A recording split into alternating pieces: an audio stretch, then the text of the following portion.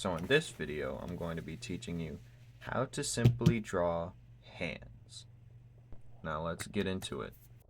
Now there's different ways you can draw hands. Me preferably, I use 4 fingers.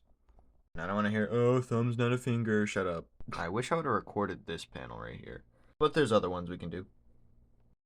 Anyways, first off, I don't know how people struggle with hands a lot, because the first thing you see is your hands. Now what we're going to be starting with is the base of our hand.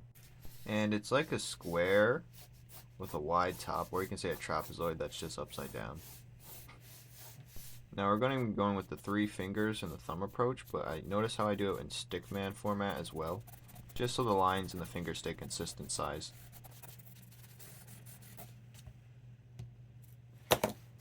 Now this is my favorite picture I've done with a hand, so I'm going to be replicating it.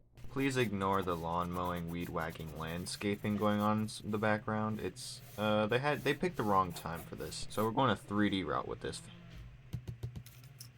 So yeah, we have our consistent trapezoid, and now I'm placing joints just to have the spacing equal.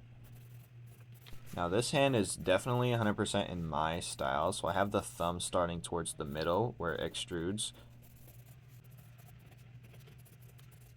Now the bottom of the finger is always going to stay rounded while the top stays flat. Now I'd say the thumb would be slightly wider than the finger. Why does this guy have to be perfectly mowing and weed whacking right outside my window?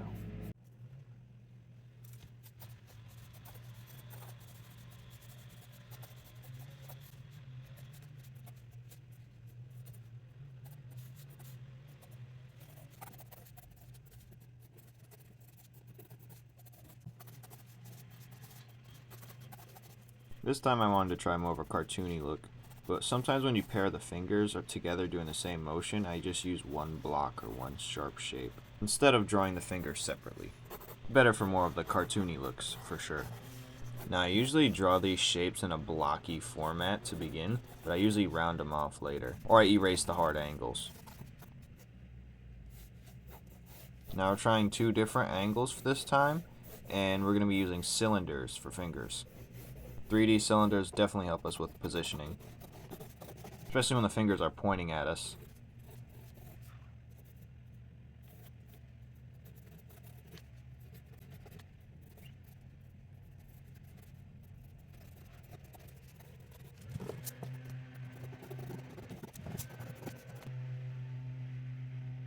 Now, the angle pointing towards you or away from you, the viewer, the smaller in length the object, or in this case the finger, will appear. We're 3D beings, but we're looking on a 2D plane. Take this pencil, for example. I'm going to keep it on a 2D plane, vertical and horizontal, and look how long it is. But when I rotate it, it appears shorter in length from one end to the other. But when the pencil's laying flat, you can see the full length. But when you rotate it, when it's coming away from you or towards you, it appears very shorter. And the same applies with the fingers. So since the fingers are looking directly almost at us, we don't have to do much. This is also where the cylinders come into play, just to get that little extra 3D dimension.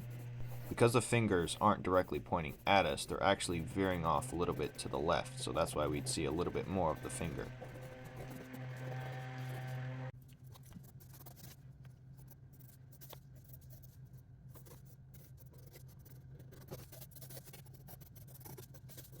Now I was going to keep it to my normal finger count, but I was like, I'll just make this one regular. Now let's draw fists. I usually start with a wide curved rectangle for the balled up fingers. Then I'll draw the thumb wrapping around afterwards. Sometimes, depending on the direction, I'll draw the rest of the hand, like the palm or whatever.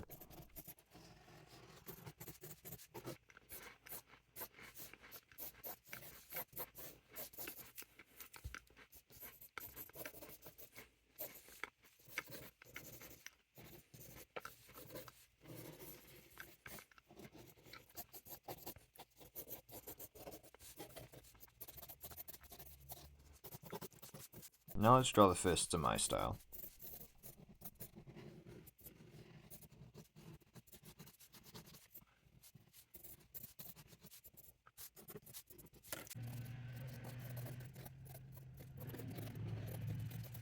Okay, this time I wanted to try something more challenging. So I'm starting with a 3D base.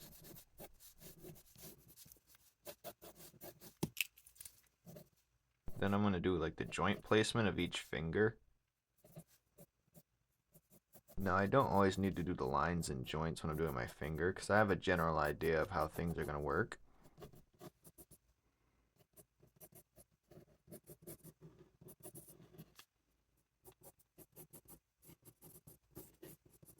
Now the base of this hand has become too large, so I can adjust it. But if we're doing a regular image, I'd have to change the whole fingers entirely because like you can't just make the hand smaller. It would make the body look too big. That's another reason why you should probably keep doing joint placement with the fingers, or that's what I should keep doing.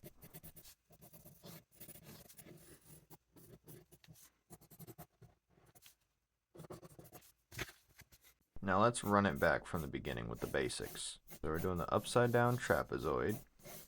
Usually make the top line round. Then we're going to have the finger joints and the lines for sizing. And the joints again. I'm going to extend the fingers. And this step is really all you need to learn if you're just getting into it. Now let's add a dimension to it, because believe it or not, most times when you're drawing hands, it's not going to be looking flat. I mean, sometimes it can. Now let's just quickly draw fingers just to end this. Now I made the thumb too large on this, but that's fine because this isn't a Fido project. But by now you should understand the basics and the simplicity in the way I do it. You could really use your own hand as reference. I do it all the time. Just take a picture of your hand and, use the marker feature and just start jotting down the joints and the big shapes and the lines and you're good to go. Thank you so much for watching my video. If you liked it, subscribe and all that good jazz. And see you later.